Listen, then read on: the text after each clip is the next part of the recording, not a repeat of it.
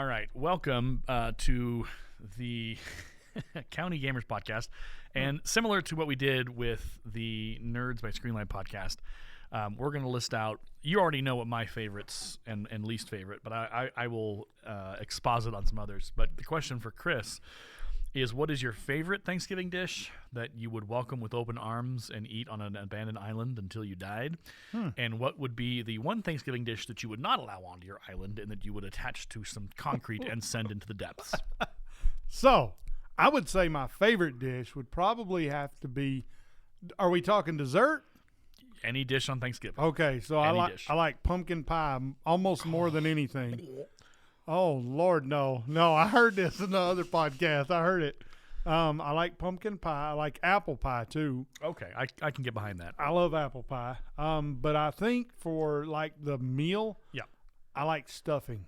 Really? I do. Well, and so I've had this experience where you have the store-bought stuffing. Yeah. And it's all right. It's all like, right. There's nothing wrong with that. You do you. But if you have the ability, the time, and the money, like homemade stuffing, Yep. whoo, sweet, like slap your grandma. It's legit some of the best stuff I've ever had in my world. Now, I hate yams and sweet potatoes. I mentioned that in the other podcast. But pumpkin pie is on the list of things that are not allowed inside my world. I don't know what it is about pumpkin pie that just makes me want to just like throw hands, because it is just it's chalky, it's slimy, it's disgusting. Like I just That's crazy. And people love it, and I'm not begrudging those people that love it. Yep. I question their taste buds because it's just awful. So my other favorite thing, and I will join you on this, is stuffing. I love stuffing. Oh, yes. I recently just rediscovered my love for scalloped potatoes. Oh, my goodness, yes. And that is another one of my favorites. Yep. What is one thing that you don't like at your Thanksgiving dinner? That I don't sweet potatoes and yams. Okay, those things are disgusting. We agree. We are united in our hate of the sweet potato yes, empire. We're gonna riot. We're a two-man army against the world. We are. We're taking it on. Well, while we fight that battle on our own, buckle up and hold on for when we come back here. We're going to be talking grand strategy. We're going to be talking real-time strategy. We're going to be talking survival, and talking about some new games that are coming our way in the next year, and a blind spot in Chris's gaming history. All that coming back after the break when we do the intro music. This is County Gamers Podcast.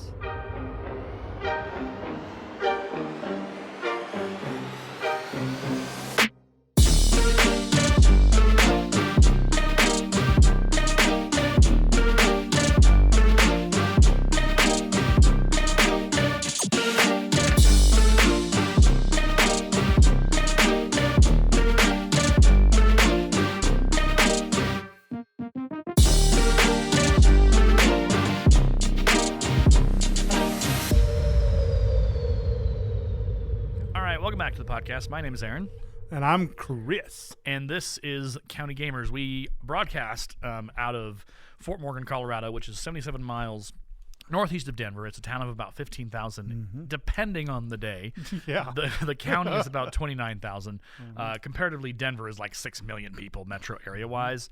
That's Thornton, Westminster, Littleton, Highlands Ranch, Centennial, the whole 9 yards, the Kit Kat and Caboodle. So why we call ourselves the County Gamers is because we are in a county town. We are. It's considered in Colorado and to others, it's a small town. Yep. It's not small in the sense of like a one main street. No. But it is small in regards to a lot of, like, basically a good number of people in your town, and people know who you are, and I run into my students at the shop, at Walmart, at Edwards, at Safeway. Like, we see each other on a daily basis in some capacity out there in the community. So County Gamers is what it's like to be a gamer in a small town. We're starting off, and this is interesting, Chris, your confession about you've never played the Civilization series. I have not, no. Not that I remember, no. So that's interesting to me, because it would fall under like grand strategy and four times. I gotta make sure I get this right, because if I want to do this right, I want to make sure that I get the Civ series identified correctly. And it originally came from Sid Meier, and he made a lot of the Civ series, Civ 1, Civ 2, Civ 3. Yep. He did pass away eventually. Sid Meier was he created all kinds of crazy games as a part of his studio. And he was a gaming genius. He had a lot of really crazy ideas. Yeah, Sid Meier's actually still alive. What? Yes, he is still alive. Oh no, that's the worst mistake I could ever make. I thought he died. Oh no, Sid Meier, I'm so sorry. Sorry, dude. He's still he's like 67 years old. Yeah. He's still I apologize so much. Okay, it's actually Tom Clancy is the guy who died. Yeah. So Tom Clancy's Spec Ops and all that, Yeah. and all those things that they try and attach his name to. Okay, I Oh man, he's dead now. I'm done. I've committed the ultimate sin. I've declared Sid Meier dead, and he's actually not. So Sid Meier started the Civilization series, and the original Civilization series was really like. You look at it now, I mean, you can go ahead and Google Civ 1, and you will just be like, oh my gosh, this was cool graphics back then, and it was. It was. The cool thing about games is that at the time of publishing, a lot of, like, when you look back, I mean, you and I have been around a bit. We played the old games. We played, and at that time, they were revolutionary. They were, yeah. But you go back and you look at it now, and you're like, this was cutting edge, really? Yeah, this sucked. It's terrible. But looking through the filter of the gaming capacity at the time, so Civ came out in 1991. Ooh, that was in the back in the day. That was way back. And then Civ 2 hit in 96. Civ 3 hit in 2001. The game that I'm familiar with was Civilization 4. That came out in 2005. And then what some call the greatest game of all time in the Civ series, Civ 5, came out in 2010. And I can attest to you, it is an incredible game. And then Civ 6 came out in 2016. And that game, it launched, and it was, we'll talk about that in a second. So the reason why Civ is so cool is because it is they call it like turn-based strategy. And so you do all your moves, you do all your builds, all your character actions, all your research things that you would do in the tech tree and all that stuff, but it's all turn-based. So you only have so much you can do before you have to click on the next turn. And in the next turn, all the other like NPCs and computer players, and even if you're playing multiplayer, your PC players will then have their turns and do their actions in reaction sometimes to yours, but on their own they're plotting their own journey as their civilization. And so it's built in a way that it reflects when you start in the like really, really early days of civilization, and you have to research writing and wheels and bronze and farming and all this stuff to the point where you're then researching in the space race. Now, the reason why it's such a grand strategy game is it's not a game you can play in 10 minutes. It's not even an hour-long game. Civ games, when you play them, and if you play the multiplayer, oh boy, God help you. Civilization games, if you play on your own, one player, and then you have a bunch of computer players also on your map, can take you upwards of 4 to 5 hours at a minimum. Man. And that's minimum. That's a long time. Because everything's turn-based, and you're building, and you're going for a grand strategy. So you're trying to take over the world. You're trying to build more cities. And so it's all built around that aspect. Civ 5, if you're wondering where should I start, Civ 5, with all the expansions and all the DLCs, and it's actually on sale this weekend. I believe it's still on sale. I'm looking at here. Yeah, so Sid Meier's Civ 5 Complete, it looks like is Sid Meier's 5, $30. And then to upgrade the complete bundle, I think it adds another $3.30. Oh, that's so you can pick up Civ 5 for what, $35 or so, and that includes all the the expansions and all that stuff like that. I believe it's pretty good. So it's a fun game. You get to play like you could be George Washington. You can be any world leader as you lead your nation on a journey. It's a lot of fun. Now, some of you out there who are like first-person shooters have probably fallen asleep at this point because you're just like, oh, that's so boring. Why can't I just blow it up? Well, there are wars. You can declare war. You can negotiate. You can be diplomatic. You can do blunt force trauma where you try and take over another nation. There's also city-states, and they're little city-states that you can try and negotiate with and get benefits and buffs from.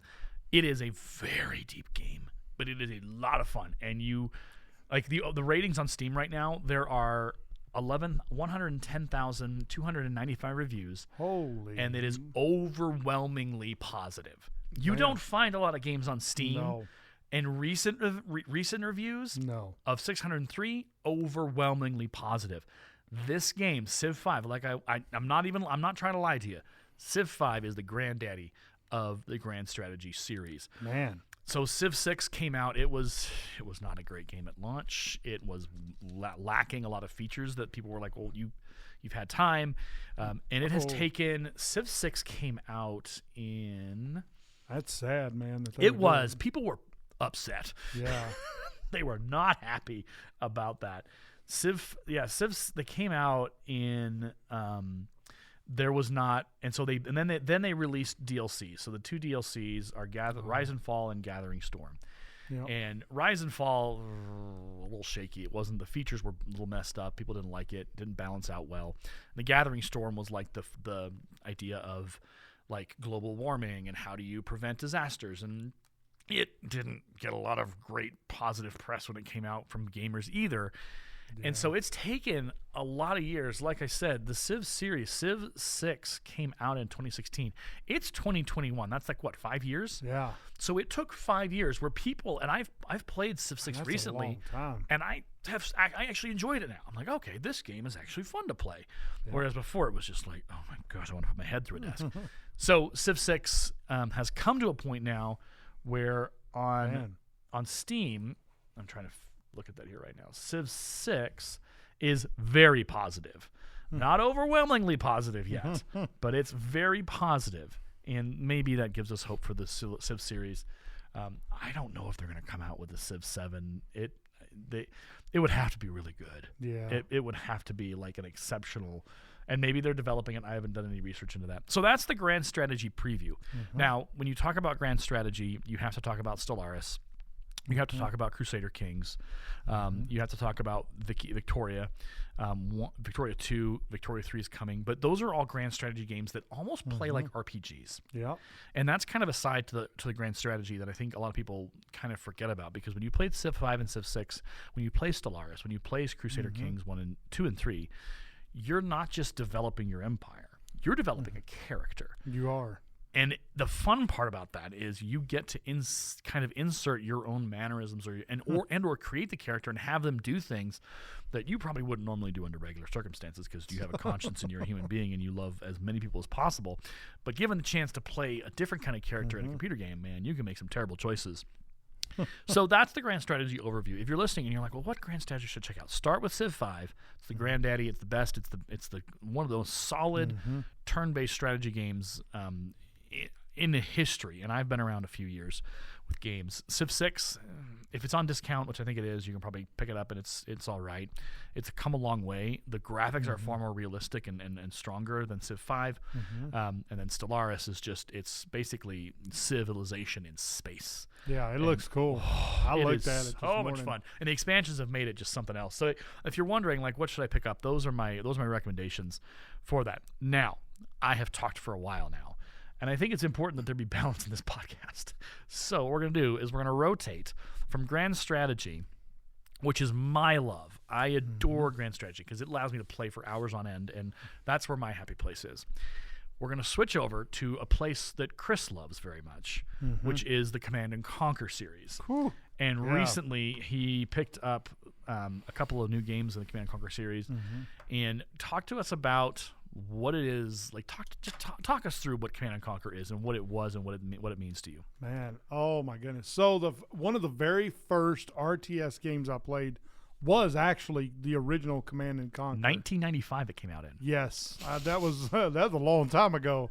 But at the time, it was a groundbreaking game because there was nothing else like it. Yeah. I mean, it was like they had like full motion, like you said last week, full motion graphics. Movies. Yeah, full motion movies. They had like James Earl Jones. They did, and like some legit actors in their cutscenes. I'm just like, it's crazy. Dang. And it was the story too. They had like games. I personally think the games back in the day were better because the stories were better. The gameplay was just better. It was just people actually cared about what they put out. That's why I think. So I'm gonna go on a tangent here a little bit. Feel free. You are released. You are released on the tangent. All right. So I think that a lot of times they carry a series out when they should just kill it. Like, Okay. why do they go to like number 6? Number 5 is really good. Market that one and make it really good. Yeah. Instead of saying, oh, well, let's it's sort of like Microsoft Windows. They had 10, which is pretty decent. Yeah, pretty strong. And then 11 comes out, and 11 is horrible. And Oh, yeah. I have proof. Oh, no. I've I heard have proof. between all my video game and computer vloggers and just what I've heard, it is an abomination. Now I have Windows 11 on the studio laptop, but I don't really game as much on this one. Yep. I am not looking forward to upgrading my desktop gaming PC to Windows 11 because I hear about performance issues. I hear about memory leaks. Absolutely. Yeah. Okay, so you were saying they should have stopped at Windows 10. The sequels, they should have just killed the video game series. Yes, because, and here's why. So the other night I'm playing this game. I'm playing Warzone, right? And Warzone's one of my favorite games. And I'm looking at my CPU usage in OBS, and I'm running like 15% CPU. Now, to some of you, that may not sound like a lot, but when Windows 10, it runs at like 0.5, and I can hit 60 frames a second all day. My frames per second were 40 points lower on Windows 11. Oh, no. So I was running, I couldn't even hit 60 frames a second at all. Oh, geez. And that was, so I had a GTX Titan Black. I don't know if any of y'all know what that is, but I had that card in my computer, and I'm sitting there thinking to myself, like, I know on Windows 10 I was able to hit 60 frames a second easy, and sometimes even 80. Yeah. But then I get that one. I can't even hit 60 frames a second. Microsoft, what are you doing? Quit it. Stop it. Stop it. Stop breaking junk, man. Leave it alone, man. If it's good, leave it alone. But that's kind of where the RTS, it was some cheap computer that my dad had bought. Well, I don't know if it was the stupid PC one, but if you're wondering what that deep cut is from our previous episode, Chris, there was a game store in, where was it at? Where was it, in Arizona? Oh no, I don't recall where my dad got it from. It was called the Stupid PC was the name of the Stupid company. Yeah, Stupid PCs, which is an amusing way to market your business. I guess it worked. It got you in the door. Yeah, and it was. It was a decent machine. It was. Yeah. Comparative to what we have now, though, it was junk. But it's and so with this machine, I started off playing. I played Command and Conquer first. Yep. And it was, oh my goodness, I fell in love with those like the movies and stuff. For me, I love movies. So when you take movies and put it in a video game, like cutscenes, kind of best of both worlds. Oh, it is. Yeah, it's awesome. I love it. Yeah. And then Red Alert. Yeah. Red Alert's a very good game too. Well, and talk about what is the storyline behind Red Alert? How does it position itself?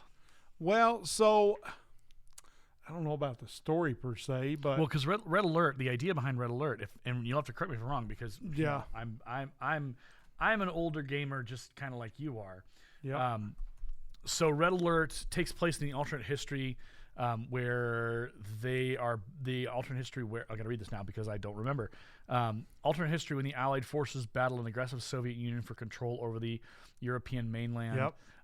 The gameplay was this the one where they sent Einstein into, or they killed Hitler? Or was that the second one? That was the first one. Yes, the remaster that I have. Yes, okay. That's what happened. So the idea is that okay. So the video that starts the Red Alert off is Einstein is transported himself back into history, and he kills Hitler. He does. Well, he doesn't kill him. He transports him through the chrono technology to somewhere else. Yeah. And so he gets back, in the lab assistant. And the video is classic. It's actually really well done. It is. Yeah. And it's just like, well, did we do it? Didn't he's like, and Einstein is like, only time will tell. That's time right. will tell. And the music, let me. Oh, it was so good, man. So good. I will just do this right now because gosh darn it. So Red Alert, or Command and Conquer. So it what Westwood understood is they understood that gamers love stuff that's fun. And they love music that's rock and soft and awesome. Yep. So what I'm going to do is I'm going to put my little microphone down here, and I think it'll work. Yeah, the Red Alert 1 intro. So let me find where it goes. So here he is at the end. And here it comes. This is the music. Yeah. It is epic, man. Oh. That is epic. Oh my goodness, that is so epic. Here it goes. So Command and Conquer is like coming across the screen right now with like missiles and all kinds of stuff. That music is amazing. It gets so much better. And here it goes. Command and Conquer. Red alert. Oh yeah, there we go. So that was Red Alert, and it was the music in cool. that game was so much fun. It was, yeah. And so Red Alert was like, and it was fun because you got to him. And so what happens is, with Hitler gone, the Soviet Union becomes the new enemy. Yep. And that becomes the storyline of Red Alert, Red Alert 1. And that intro is just, oh my goodness. It is absolutely brilliant, and I love it. Yeah. So you, Command & Conquer Red Alert, talk to us about, like, why was that game just so much fun? You know, so if you look at, like, compare it to Command & Conquer, the original Command & Conquer. Yeah. Whereas it's kind of a, I don't know, the bases kind of look like they're in the desert to me or something. Yeah. Like, because of the look of the game, but it's in it's like in the forest. But yeah, it kind of looks to me like it belongs in like a desert or something. Yeah. Whereas Red Alert has more of a Soviet feel to it. Mm-hmm. Has a really strong presence of Soviet power and innovation. Yeah. Because they did make the T-34 tank. Yes. In case anybody didn't know that, which helped win World War II. But Yeah. I think that, I don't know, for me it had a completely different look. The gameplay was similar enough to where it was familiar, but it was different enough that it made it really interesting, I think.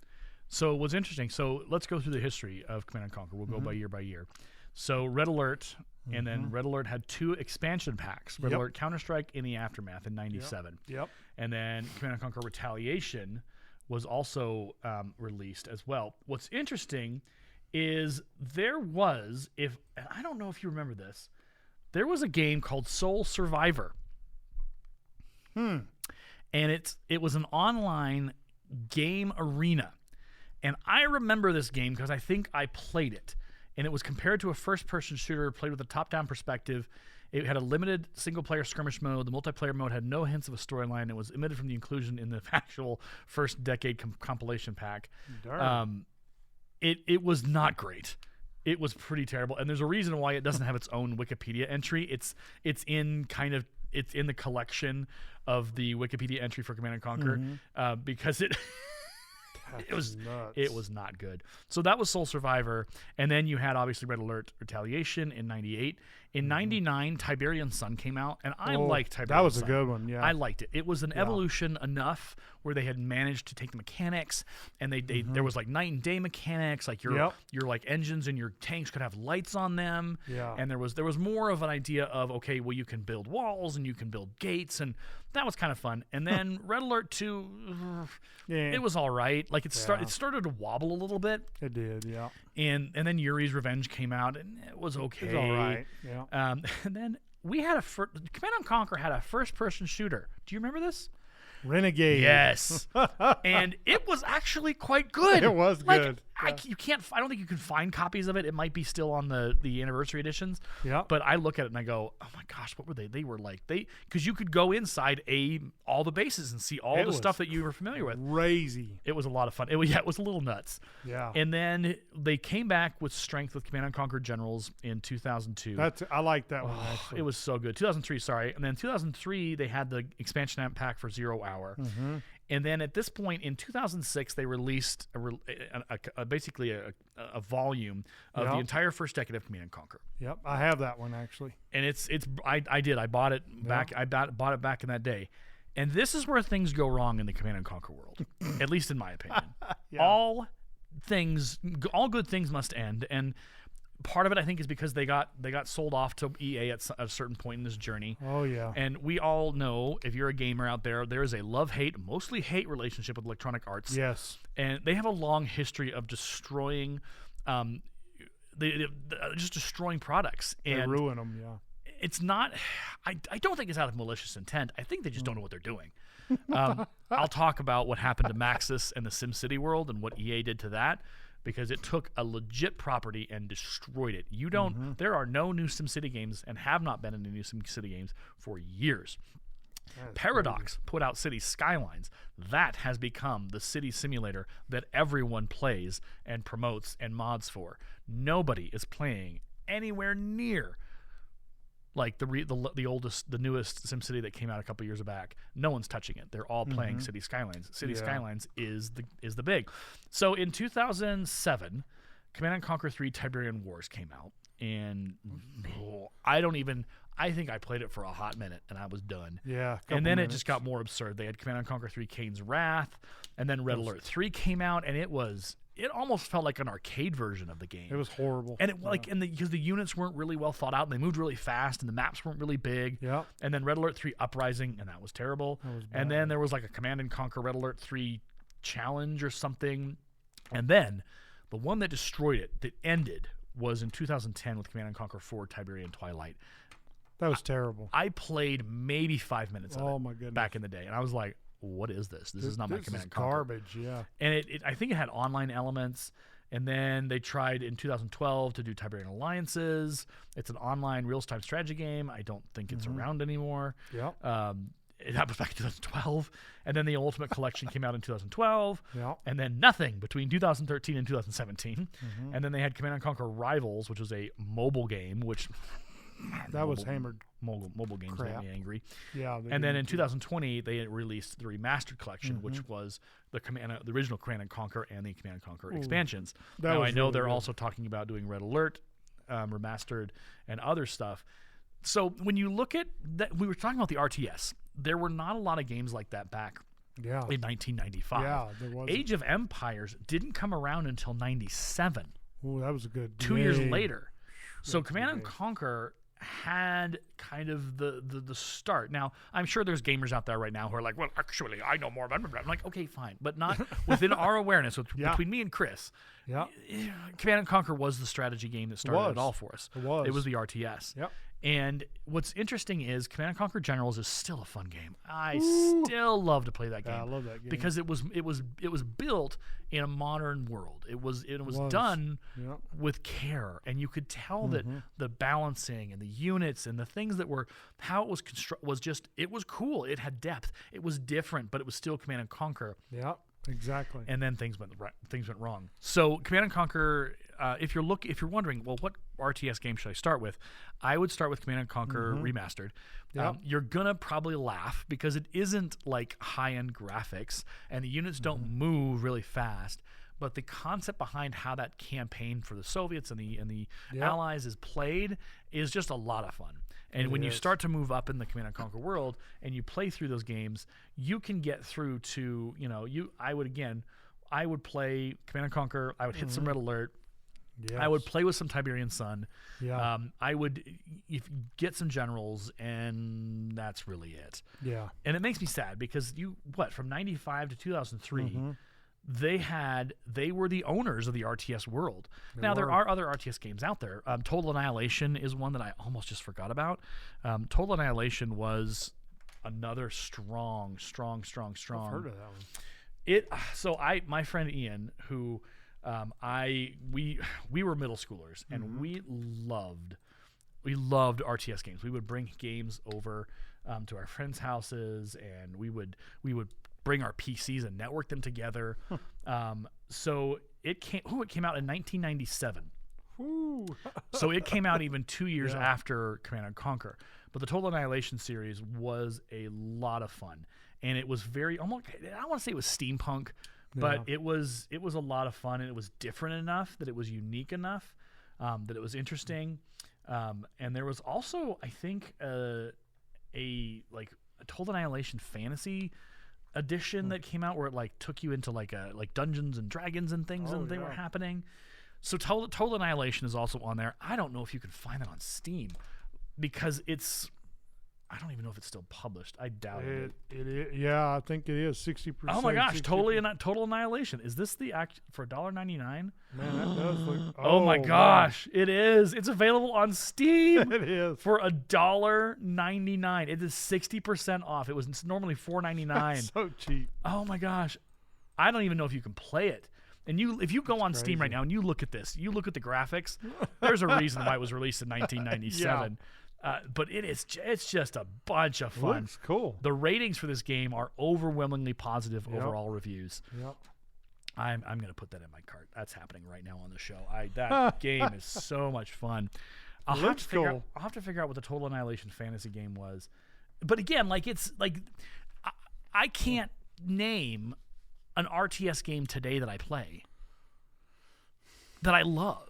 Like there was Age of Empires. There was also Empire Earth. Oh yeah. But that's been years, and that game you play it today and you're just like, oh, I don't know about this. There was Empire Earth. I don't really have a lot of like. What about Final Fantasy? Because Final Fantasy is sort of a Total Annihilation Kingdoms. There it is. I've heard of that one. Total Annihilation Kingdoms was. Is that that's not? It's on Good Old Games. It's actually on GOG. It's a fairly standard real-time strategy game with a fantasy element, but that was a lot of fun. That came out in 1999. What is? I've never even heard of this GOG. GOG is where you can get a lot of games that have come out of circulation, and they sell them there. Wow, you can get Total Annihilation Kingdoms for $2.39. I'm putting that on my list. So yeah, Good Old Games. GOG is another. It's another Steam, but it's like for games that you have lost. Oh yeah. Or you haven't like. Okay, this is a deep cut, and anyone out there who knows what I'm talking about is going to like be my best friend forever. Yeah. Star Trek Bridge Commander, not Bridge Crew, which is the release that came out a couple years ago on Steam. Star Trek Bridge Commander was done back in the day when Activision and all those guys owned the Star Trek license and still were a powerhouse. You want to talk about gaming? Star Trek gaming in that age was incredible. The Star Trek games today, no. But so they had a game called Star Trek Bridge Commander, and you took command of the bridge, and it was a fully rendered Galaxy class bridge and then eventually a Sovereign class bridge from the USS Enterprise D and E, and you got to play through a campaign where you went and fought Klingons and you fought the Romulans and you investigated things, and you would turn to your first officer and tell them red alert, and they'd go red alert, all hands to battle stations, and the lights would change on your bridge. Oh darn. Okay, I'm a Star Trek nerd and I love Star Trek games. That's crazy. But you look at all the games that because I think Activision lost the license or didn't renew it or something happened, and now we don't have a lot of cool Star Trek games. No. There was a game called Star Trek Unity, which was a game that you got to play through. So many good. This is what is the problem with being a gamer who's older. Because I remember all the good old games. I remember the strong games that I love, and I would still love to play today. Like good old game. GOG has Bridge Commander for sale, and you can get it. And there's a mod you can find which improves the graphics, and it is just like stepping back into the game after all these years of being away from it. I love those games. So yeah, GOG. Probably people in the audience, if they're listening to it, are like, Chris, how did you not know about GOG? I just didn't. Well, now you know. And there's a lot of cool games on there that are like old school that you didn't think you had. I'm trying to look through the list here. Horizon Zero Dawn. Oh, Star Trek Voyager, Elite Force 2. Oh, those are Star Trek shooter games. I've never played of those. Oh my. Okay, so like I was saying, Activision, when they owned the Star Trek license, that house made incredible games. You could go around the USS Voyager and like fight Borg and fight bad guys. And you could walk on the. Oh my gosh, Elite Force 2 was good. Star Trek Voyager, Elite Force, the original. That was fun. It had a fully fleshed out like storyline. Yep. The original voices, I think, were included in that. Oh man. And those are first-person shooter games. First-person shooter Star Trek games. Man. If you can believe that actually happened. That's crazy. Now, in this day and age, we don't have any Star Trek games that are worth looking at because they're all junk. As are most of them these days. That makes me really sad. Yeah. Okay, let me quickly look through this list. Yeah, you'll go through GOG.com. That's crazy. Look through some of that. Oh yeah, Star Trek Away Team was also a game that was done. Starfleet Command 3. Oh my gosh, these are so. Oh, I'm having a nostalgia fit. It's gonna be a minute. then that's actually Star Trek Away Team is a strategy game, if you can believe that. Oh man, they got like the gold edition and all kinds of stuff. Oh yeah, no, it's legit. They're Sometimes, cheap. yeah, They're cheap too. Oh yeah, and well, it's because it's the Thanksgiving, Black Friday, Cyber Monday sales. So if you're looking to invest in some money, invest in some strong old school games, go to GOG.com and check that out. Mm-hmm. All right, so now we have just gone off on a rabbit trail. I don't know where we started to get here, but we're here now. We are here now. So you're talking about Command and Conquer. So now it comes into Age of Empires. Did you ever play Age of Empires? I have Age of Empires 3. Yes, I love that game a lot. That is a good game. And it's funny, some people say that Age of Empires 2 is actually better. Oh yeah, I hadn't played the second one, but the third one I actually have. Well, the third one I'm most familiar with, but I started playing 2. Interestingly enough, they have made a way where you can do online multiplayer gaming with Age of Empires 2 and 3. Oh, they've managed to fix it. I think through Steam. It still works. So you can do, like, you don't have to go and, like, over to someone's house and hook up your network. You can do online matchmaking with friends and play old school Age of Empires multiplayer. And I've done that. Oh, that's crazy. And it is the most fun you can have on an afternoon. It is crazy fun. It is, like, if you're wondering again, why, and I guess the question is, why is RTS so fun? Why is real-time strategy, why do both of us just have this place in our heart for it? I think it's just fun to imagine that you're in control. You're in command of these forces, and you're on the battlefield, and these are your men and women who are following you in battle, and it's just fun. I just want to crush the enemy. Yeah, blow up everything. That's what I want to do. Just crush them. Well, and you could do that in Generals and a couple of the Command and Conquer games. You could actually build nukes. And that's then Generals. Yeah, and you could drop them on your foes, and then the stuff the radioactivity would stay on there for a long while. And actually, interestingly enough, in Civ 5 and 6, you can develop nuclear weapons in your civilization and then try and subjugate your enemies through the power of the nuclear powers or whatever. What about Rise of Nations? It's similar to those. That one I forgot about that one. Oh my gosh. Rise of Nations is good too. I've played that one. You know what? So Empire Earth was mine. I had forgot about Rise of Nations. So this is what's happening on this podcast. Me and Chris literally are just looking at through the internet, going, "Oh my gosh, flashback!" This is the danger. Like $15 for the whole thing. Rise of Nation, Rise of Legends. Buy games now. They're cheap. Rise of Legends. Okay. I had forgotten about Rise of Legends or Rise of Nations. Rise of Nations. Yeah, I think in this one you can like advance through ages. Okay. And you can get to like the technological age where you can build like big. Oh, it's a Microsoft game. Yeah, it is. Huge. Oh Lord, I know I don't like it either, but interesting. I wonder where you can. Does it say where you can get it? Steam. I've got it pulled up. Really?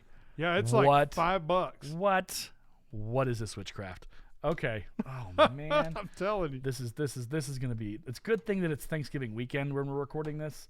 Wait, it says get one copy for yourself and gift the other 3 to friends. Yeah, because it played online. Yeah, exactly. You played online. Because you can buy a 4-pack.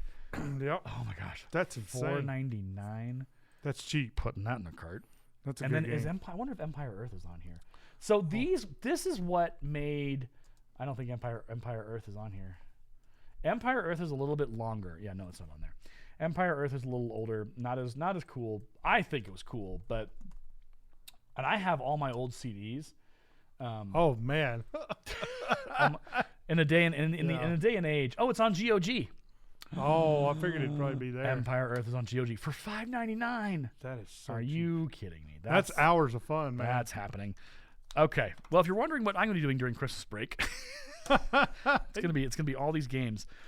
Testing. All right. So now that we've dug into the RTS world, so interesting to the grand strategy, the game that I was talking about was Humankind, and that's kind of a new game that's released in the last month or so. And Humankind is, and we were talking about this before we started recording. Mm-hmm. People talk about like, there's a lot of games out there that are clones of each other. Yeah, and it's like, why did you didn't need to make that clone? Like the original game was just fine. Thank you very much. Yep. Don't make me a new one.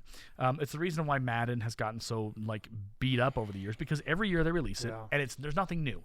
is like maybe one new feature, but they've taken out another feature, and so people like FIFA, Madden, NHL, like all the sports games are legitimately every year people are just like, why did you stop it? It's the same thing with like with Battlefield 2042 is getting beat up right now in between like the Angry Joe show and a couple other guys. They are mad because the money that they're charging for this game, it's horrible. It's not worth what you're getting on the end, and there's so many bugs. It's like, again, the EA issue. The EA problem is they sell themselves as we're the biggest, the baddest, the best. It's like, no, you're the worst. You suck. You can't put out good games that are actually functional. So Humankind is a new kind of grand strategy game. I think my guess is they developed it because there hasn't been a new Civ game in 5 years.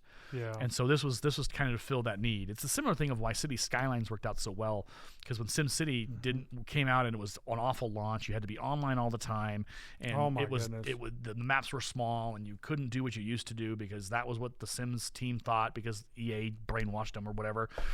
So then City Skylines came out and dethroned SimCity, and it's no longer the powerhouse that it once was. SimCity used to be the city builder. It was a big one, and it was innovative, and it was different, and it was exciting. So Humankind is a turn-based strategy game. But when I started playing the demo last night, I was like, this is kind of different in the way that it assigns resources. You have influence, and how immediately I was in conflict with neighbors. Immediately they were trying to build stuff into my territory, and I had to go through the diplomacy screen and be like, hey, stop that. And some of them I won. Some of them, hey, give me that city back. They gave me the city back. On the next run, when they moved into my territory, they said, nope, we're not listening to you. And I had the option to go to war.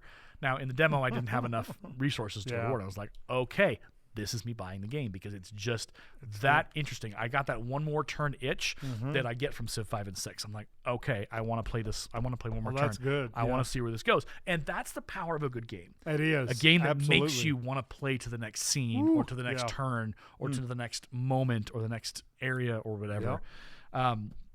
So Ancestors, so Humankind. You were talking about Ancestors, the Humankind, which is now a twist on that word. Monkey game. Monkey. That's the basic way to So do it. you do play a monkey, correct? You are a monkey. Yes, you evolve and get smarter. And the first person I ever saw play it was he's got a huge channel, the Rad Brad. Okay. He did a really good job of playing that game. So I think I think it's interesting.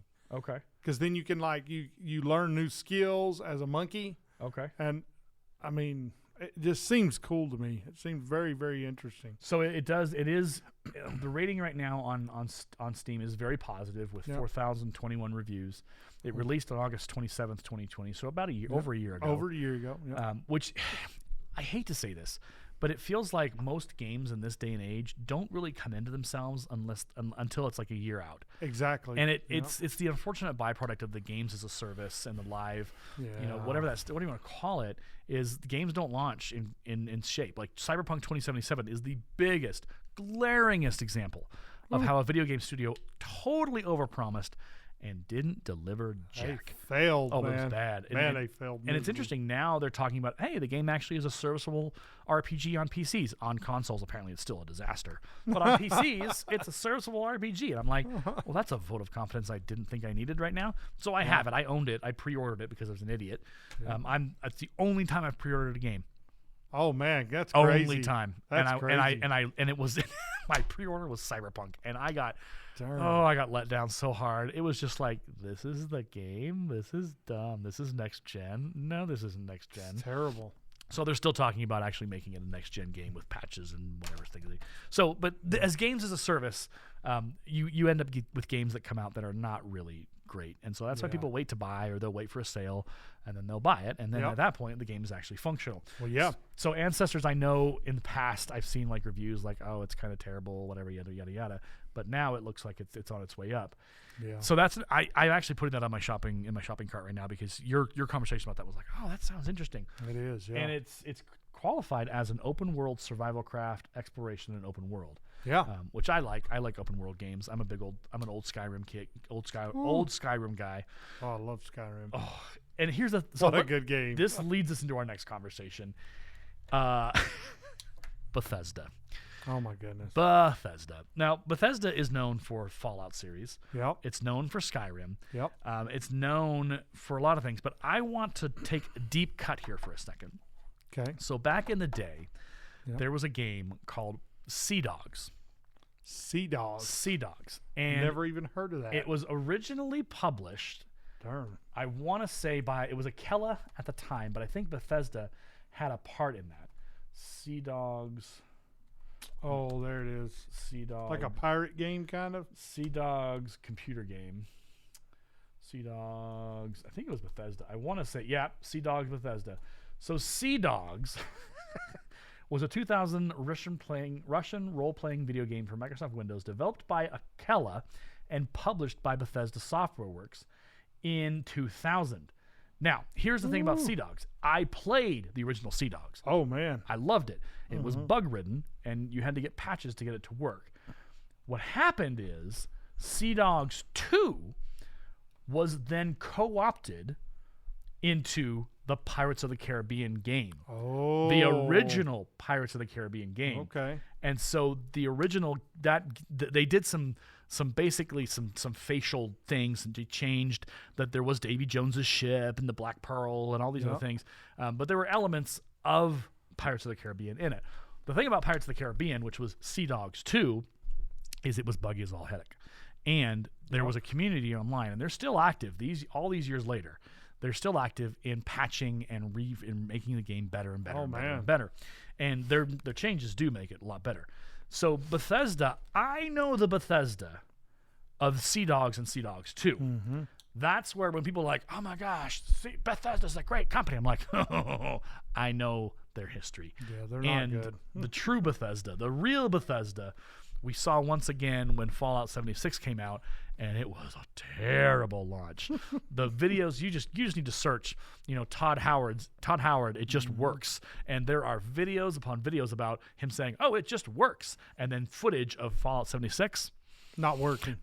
And buggy and terrible. Yeah. Now, it's been a couple of years, or like a year or so or more. Fallout 76 has actually gotten better-ish, but there's still a lot of bugs, Still is, issues, because they're using the old Skyrim, all that old engine. They haven't upgraded it. It's still the old Fallout and Skyrim engine. It's time to put Lassie out to pasture. We need something new. So that's what is kind of driving the next conversation. Is there are new games coming. And Starfield is coming November 11th, 2022. Ooh, I'm actually think I'm gonna pre-order that one. Oh, don't fall under the spell of Bethesda, Chris. Don't do it. Just resist the urge. Oh. Pre-orders are for fools. Don't do it, because here's what happens: is the pre-orders is they get your money. That's true. And you've given that you've rewarded them for a product you haven't even seen. That's true. And given Bethesda's history and how they messed up with Fallout 76, and even like if you look at Fallout 4, it was not as good as people like to make it out to be. It I love how the story is set up. Yep. I really love how it starts. Yeah. But there's moments where I'm just like, I don't know if I like this as much as I used to. Yeah. And the other problem is like you could build settlements, but the problem is you could build a wall around your settlement. Yeah. But then monsters would still spawn into your settlement. And so you'd have these issues where you'd get a message, your settlement is under attack. And I was like, no, I built a wall around my settlement. Why am I getting it? And it's like they spawned inside it's like, come on. Seriously? Bethesda? But that was their polish. It was like, okay. And then you could build like your own like shelters and stuff like that. I was just like, okay, whatever. So the Bethesda that I know and love is the Bethesda that I know and also don't trust. The last good Fallout game, some say, it was Fallout New Vegas. I don't know if you've ever played Fallout New Vegas. I've never played that. Fallout New Vegas was and it was almost where a synergy of fantastic writing and fantastic storytelling and great gameplay. Because it definitely subverted the Fallout kind of experience and feeling and stuff like that. So that to say that the last good Fallout game was Fallout New Vegas, that's pretty significant, and that's kind of a sad thing to say. That is sad. But Bethesda, they're the ones that I'm always like, I don't know how I feel about you. So Starfield is coming, and they've released some images, they've released like some footage. I'm hopeful. They say they've got the Creation 2 engine built from the ground up now. It's going to be beautiful, and Yeah. But this is the state of games, though. It is, Like, really. where we're just like, okay, well, like, I don't want to get hyped and then disappointed. Yeah. Because marketing, man. Darn marketing. What was the last couple of games you've been disappointed with? What really? You know, I would say it wasn't really I was disappointed per se. I'm not very good at gaming. I love to play, but I'm not very good. Right. It was probably Hellblade, Sinuous Sacrifice. So Okay. the story goes is this lady who's on a journey and she is going through these Norse gods and stuff to get to a different level. Yeah. Right. And so one of the things that happens to her, if she loses, there's rot that goes on her arm. Yeah. And if it gets up to her head, she dies, and you have to start from the very beginning. And I'm like, I'm not going to play this game all the way through and then start back at the beginning. Right. No. Oof. So that, I mean, and it's an excellent game. Yeah. It really is. It's a good game, but that one I'm like, no, I really don't want to play that one. When a game punishes you, like, for working and for trying to, like, make progress. Yeah. My disappointment was Tom Clancy's Ghost Recon Wildlands. Oh. And I still try. I still try and go play it every so often because it's still installed. Yeah. But it's set in Bolivia, and the idea is you're trying to fight the drug trade and you're trying to be the good guys, but you're having to unlock, and it's a massive map.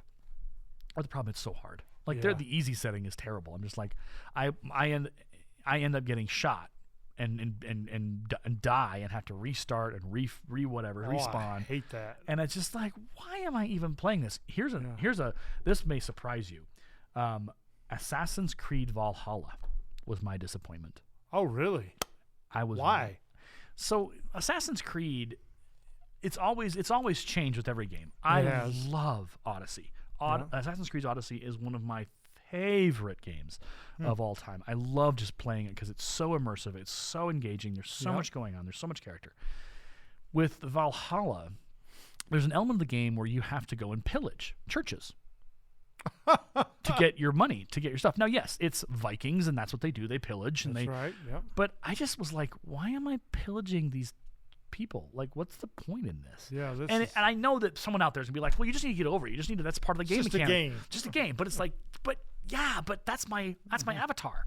Like, my avatar is destroying and burning and murdering people and churches and in monasteries, and some of them are bad. But why am I doing this? Why do I need why? And so it was. I've tried to get back into it. Yeah. I've tried to get back into it, but it was just kind of like, I don't want to keep playing this because with Odyssey, there were bad guys and there were good guys. Yep. And you took out the bad guys and you saved the good guys. And that was your mission. And that was for the most part, every Assassin's Creed game has just been you're a good guy fighting the bad guys. My other disappointment, which I don't think will surprise you, depending on if you've played it, but Assassin's Creed. I'm sorry, not Assassin's Creed. Good Lord, Watchdog's Legion. Okay, that one I've never played, but I have seen the gameplay, and I didn't like it too much. So here's the thing about Watch Dogs Legion. So the first one is Watch Dogs, and then Watch Dogs 2. Yep. I own both. I've played Watch Dogs 1-ish, and I enjoyed it. Watch Dogs 2, there was a lot of puzzles, and I'm going to freely admit that I'm not a puzzle guy. I don't like puzzles. I want to play my game, and I want to beat the bad guys and be the good guy. Yep. And so Assassin's Creed Legion, the problem I have with that is, it's interesting, like it's cool, like it really opens up the mechanics if you can like hack stuff and take over stuff. But the storyline, it's a similar thing to what happened with Far Cry 5.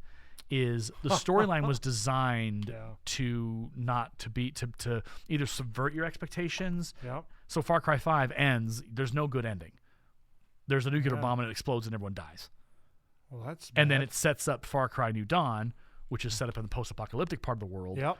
And so your hero from Far Cry 5 doesn't actually do any good. And even in Far Cry 4, like you were cast as the good guy, but eventually you discovered you were the bad guy. And I don't even think I played Far Cry 4. I was just like, no. I played it and then I kind of gave up because I kind of read ahead and I was like, wait, I'm the bad guy? What? Why are you? No, game, I'm not doing that. And so I quit on that. Far Cry 5, I played until I found out that, there's no easy end. I was like, why am I going to play to no easy? Why am I going to play to not win? Yeah. There's no way, no matter how hard I work, no matter how I grind, I'm not going to get that good ending. I'm not going to play this game. I'm done. And in Legion, in Watch Dogs Legion, the person that you meet up with at the beginning, spoiler alert in case you Yeah. really care, but this game's been out for a couple, whatever. The person you meet at the beginning that that rescues you and you become a part of the team, that's the bad guy. Awesome. So it's like, wait, what? And it's like this whole convoluted, like, I'm like, I was like, so I read ahead and I was like, that is the dumbest twist. Again, it's that I want to fight the bad guys. I Yes. want to win with the good guys, and I Yeah. want to win a good, clean, happy ending. Yeah. I don't want you to try and subvert my expectations or try and like swerve and surprise me. Yeah. I want to play a game where I am doing good and saving Yeah. the world and having to fight and lose, but still making progress. And if you're going to take this cheap shot and say, oh, the good guy was the bad guy all along, no game. I don't want to do that. I don't want, like, there's no point. Now No. my motivation to finish the game, It's out the window. I'm done. Yeah. I'm not doing it anymore. And I haven't gone back to Legion. There's an Man. undead edition now that they've added on where you get to fight zombies. Oh my goodness. Zombie movie, that games are done. I don't want to go back. No. And it's like, I'm not competitive. I'm like you. I'm not very good at computer games. Like, Yeah. I love them. sometimes I have to use cheats to get through, Yeah. but I love to play them. I'm not competitive. Yep. I'm not trying to win. But yeah, I look at a lot of the games that I've picked up in the last couple of years, and I'm like, I don't have, like, Odyssey is the one exception. I will go back and play that twice a week. Man, that's I will crazy. continue my mission. I will continue the side missions. I will keep going back because the character is interesting to me. The world is interesting to me, and it's gorgeous and it's amazing, and the mechanics are fantastic. And Yep. I love that game. Similar thing to The Witcher 3. The Witcher 3. Yep. Incredible game environment, incredible mechanics. Oh, I've heard. I keep going back to that game because I love to play it because there's a definite bad guy and there's a definite good guy. Yep. And I'm fighting to change the world. I'm fighting to change the game world. Dragon Age Inquisition, Dragon Yeah. Age 2, Dragon Age 1. Like, those games are fun Yep. because you're saving the world. They are. And Yeah. you get to there's an impact on the world as you go. Yep. You are affecting the storyline in a positive fashion, and and I just look at all the games that I've picked up. I'm just like, well, what is the point of you? Why do I want to buy Yeah. you? And so and I know Valhalla is a cool game, but Yeah. I think I'll probably just have to, like, I just probably won't go back to it because I don't like having to raid monasteries and stuff No, like that because no. it's not. There's a certain part of me that's just like, why can't I go and like subvertly steal it instead of burning the parsonage down? Burn it down. Right. Yeah. Why can't I just go and like sneak in and sneak out with it? But no, you have to go and raid it and destroy it. That's crazy. It's like, I don't like this. This is not my jam. Man. So Starfield is coming out in a year. So November 11th. So just about a year now, which that sound makes me, I get that. Like, I'm just like, Yeah. what the heck? You're good. And I worry that Starfield, when it comes out, is not going to be good. It's going to be subpar. Cyberpunk. Oh, it's going to be a whole nother Cyberpunk. Yeah. Well, and again, Bethesda has a lot to prove. After Fallout 76, That was bad. they have a lot to prove. What's interesting is that Elder Scrolls 6 doesn't have a release date, and they haven't really started working on it in depth yet. And Oh, man. we were talking about this. Skyrim's 10 years old. It is. Yeah. And they've just released the anniversary edition where you can pay $20 to upgrade your edition and get, what do you get? You get fishing. Oh my god. And then you get all the community creation stuff. Like, there's 6 or 7 community creation things that you automatically get that they're like, oh, we'll give this to you for the, and I'm just like, why? Why are you doing Why are you doing this? So kill it. Well, I think people are getting tired of the whole Skyrim being re-released. They're like, okay, it's been 10 years. Yes. Do something new. Kill it. Yeah. Well, and the anniversary edition didn't upgrade graphics. Oh, that's not good. It didn't do anything That's for that. bad. You're just like, well, why am I paying $10-$20 for that? Anyway, what else? We won't get into Sims. We don't want to do too much in this episode. Yeah. We've already crammed a lot in here. Oh yeah. What is? I guess we can finish this up because we're hitting 55 minutes, so we've hit our time. All right. What are you playing right now? And what are you playing right now? And what do you think gamers out there should be looking at, checking out, picking up, playing, especially with the prices on Steam being what they are? Man, Steam right now is awesome. I've been playing Home Sweet Home a lot, which is and now with a RTX 3060. Oh my goodness, dude. Like, I'm telling you, some of these games are overlooked. They're really cheap. They're like $5-10 for a game, but Yeah. Home Sweet Home is really cheap, but the gameplay Yeah. and the story are, they're amazing, man. Yeah. Very good game. And I like, now as far as what to look out for, I don't really know because I don't think, there isn't really any games that I'm looking at buying because I think the newer ones are just bad. And that's, I think, because I was doing that before we started recording. I was like, okay, well, what are some new games we need to be on the lookout for? And I'm just like, I don't have an interest in the new stuff because it's not, and I don't have an interest to go look. Nope. Because I know I'm just gonna be disappointed with whatever's coming. Yeah. And that's just, I think that's part of just why Steam is where I go, because I look at, okay, what's the new, what's new, what's coming out. Mass Effect Andromeda, that was a disaster. It's another EA. That's another EA nightmare that was foisted upon us. EA. EA. Why EA? Stop it, EA. I think one game that I would recommend folks check out is actually No Man's Sky. And No Man's Sky, when it launched, was bad. It was a Fallout 76 level bad. Oh man, that's bad. But No Man's Sky, in the intervening years, has come a long way, and the content within it is fantastic. The storyline is incredible. There are multiple storylines available now.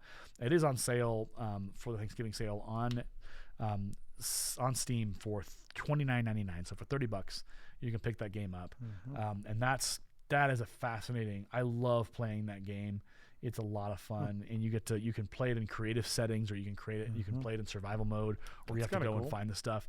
So it does allow you to cheese a little bit, which I really appreciate. There's just a lot of fun games on Steam. There is a lot of games that are on like oh my gosh, Star Wars Jedi Fallen Order is $14. That's cheap. That's 63% off. Like, that's craziness. Yeah, so there's a lot of cool games. If you're just looking, you should go to Steam, your Steam store, and you should just scroll through the autumn sale. It does expire on December 1st, so you've got a little bit of time left to pick those games up. I would say my vote is check out the Civ series, and check out the Command and Conquer series. Yeah. Again, it's not gonna wow you graphics wise. Nope. But it is. The graphics aren't what matters. It's the story. Yep. It's the mechanics. It's the base building. It's the discovery aspect, and it definitely is a slow burn. And then obviously, Age of Empires. Those games are solid. Really good games. You should check out Total Annihilation and Total Annihilation Kingdoms, because apparently they're back, and I'm excited to check them out again. Just a lot of good games out there. Empire Earth, Rise of Nations.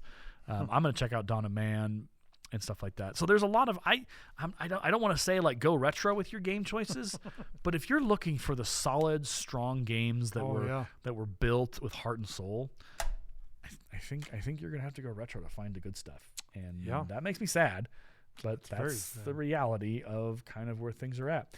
So it is. Anything else you want to add and throw in the mix before we turn the power off for the afternoon and return to our humbled lives? Well, there's probably a game I'm going to start playing on my channel called Outlast 2.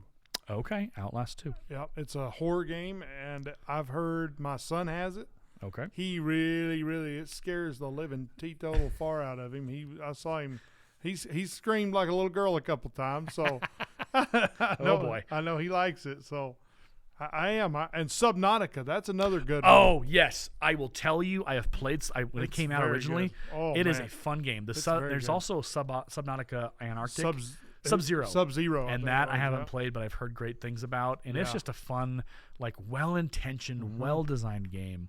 I do not play scary games, so you're on your own with that. Yeah, I love scary games. Wow, The Forest. The Forest is another good one. Oh, no. No. I would have to cheat my way through all those games. I wouldn't play those for any. Well, okay, I might play them for like $1 million, if there's somebody out there. And you said that other game was No Man's Sky? No Man's Sky. Yeah, it was sound it right. By Hello Games. Again, it had a really bad launch, and the first year and year and a half was just because they overpromised and they really couldn't deliver.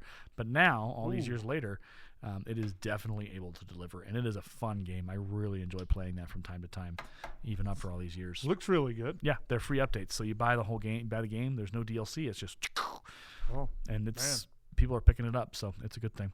Well, this has been this has been County Gamers. Wrong one. I got to keep my podcast straight. Good Lord. This has been County Gamers. My name is Aaron. And I'm Chris. And we hope that you will find something in this grand stack of games we've thrown at you that you're interested in. If you have any feedback, feel free to send it to us, adelayedteacher@gmail.com, and we would love to hear from you. My hope is, as you approach Christmas season, that you pick up some games that you've been really thinking about, or even that we've suggested, and enjoy playing computer games, because computer games, they're awesome. They're the best. And absolutely. Don't let anybody tell you otherwise. I mean, No. if you're spending like 16 hours a day in your basement playing games and not going out and see the sun, I might have some recommendations for you. Otherwise, balance it all very healthily if you Right. can. Yeah. Okay. We will see you in a week. We'll come back next week with more. If you have ideas about what we should talk about, again, hit me on that email address, adelayedteacher@gmail.com, because we're going to just keep talking about stuff that we know. Next week, I think we're going to talk about Sims. I think we're going to talk. Okay. We're going to tackle this, because there are a bevy of Sims games. There's not just SimCity. There's not just The Sims. Yep. There's Sims Zoo. There's a good 10 games to talk about, and they're all classic retro. That's crazy. And they are all worth your time. Yep, Maxis was great until EA took them and butchered them. took away their great genius and inserted a robotic brain in it. And on that delightful note, this has been County Gamers. We will see you on the next one. Bye, y'all. You've been listening to the County Gamers Podcast, presented by Create at Morgan Productions, located in Fort Morgan, Colorado, USA. For more information on our production house, other podcasts that are hosted here, and further details, please visit www.createatmorgan.org. You can find us on Twitter at the handle CreateAtMorgan.